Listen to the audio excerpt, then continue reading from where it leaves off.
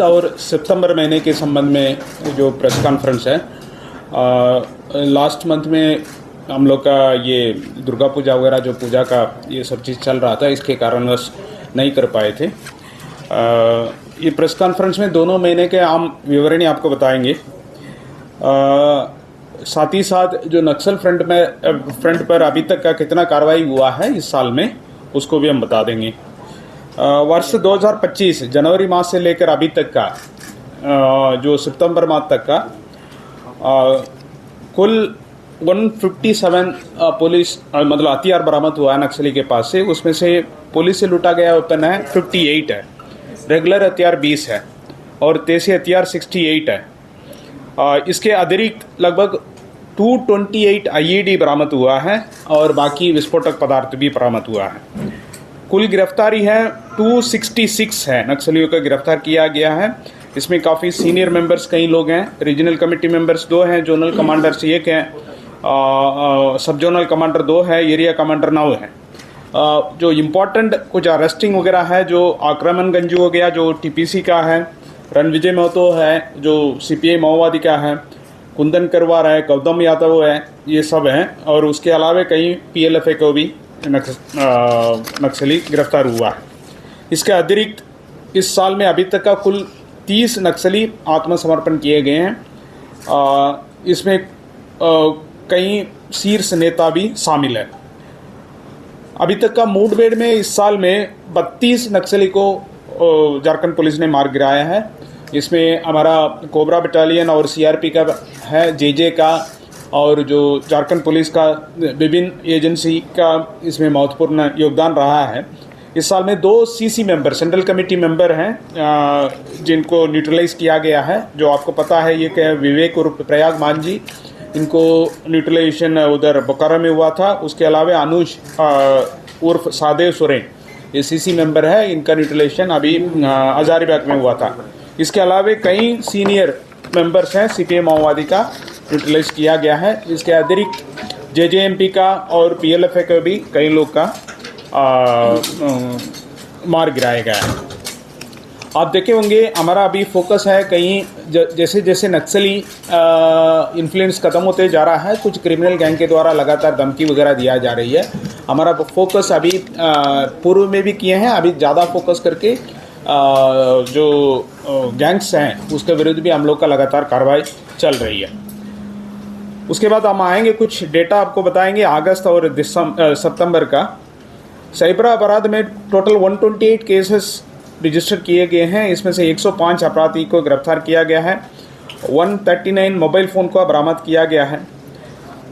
और जो 1930 है, जो साइबर क्राइम से संबंध में जो शिकायत हम लोग रिसीव करते हैं, इस साल में कुल 4000 या नहीं, जो अगस्त सितंबर में कुल 4281 मामला दर्ज हुआ है। इसमें 7.42 करोड़ का जो साइबर क्राइम में ठगा गया पैसा को फ्रीज करके रखा गया है।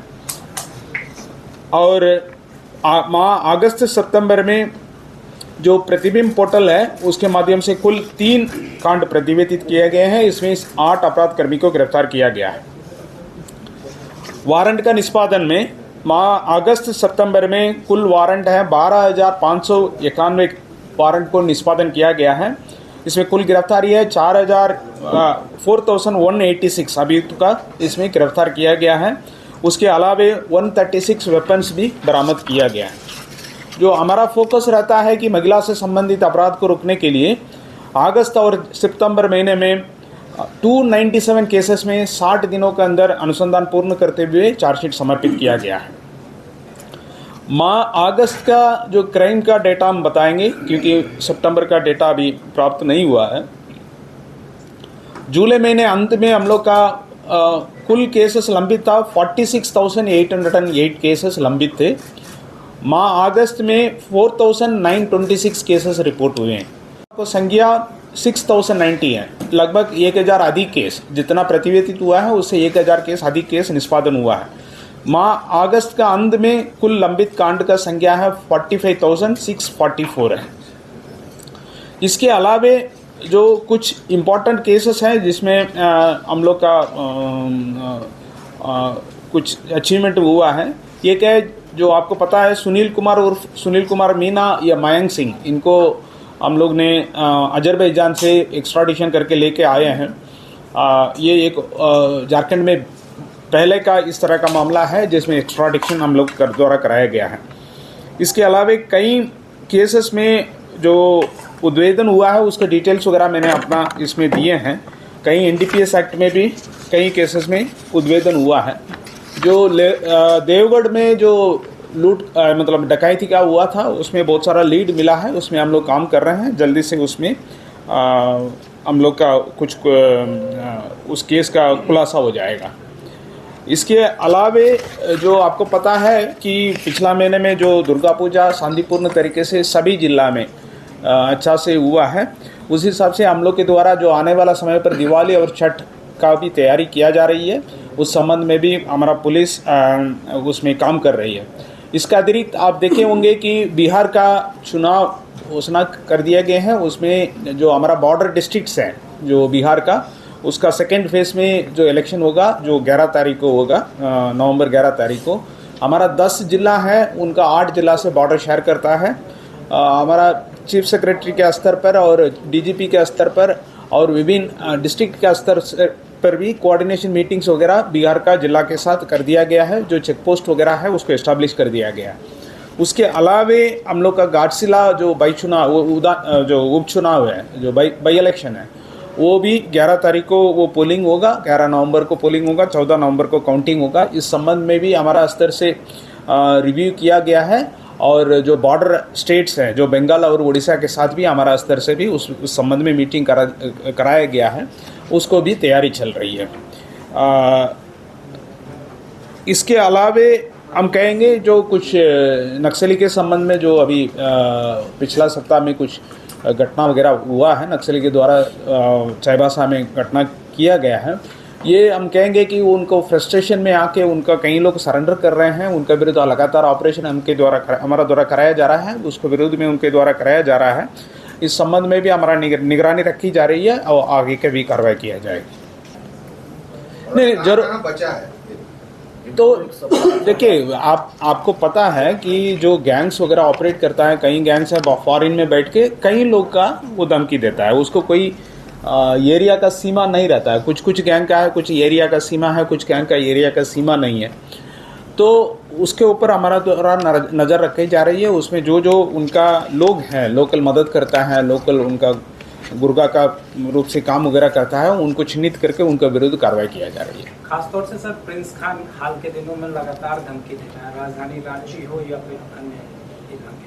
तो इसे लेकर क्या कुछ अभी कहाँ है और किस तरह से वो फॉरेन में है, ये तो पता है। हम लोग को उसमें भी कार्रवाई कर रहे हैं, काम कर रहे हैं। जैसे आप मयंक सिंह के विरुद्ध जैसे कार्रवाई किया गया था, उसी हिसाब से जो क्रिमिनल्स फॉरेन कंट्री में हैं उसको भी चिन्हित करते हुए, उनका लोकेट करते हुए आवश्यक कार्रवाई किया जा रही है ताकि उनको अरेस्ट हो जाए, उनको एक्स्ट्राडिशन करके इधर ले आए। सर, क्या प्रिंस खान रांची में लगातार धमकियां दे रहा है? लगातार मामले भी आ रहे हैं, 2-3 तो आ ही गए। नहीं, 1-2 मामला आई है तो हमारा जानकारी में है।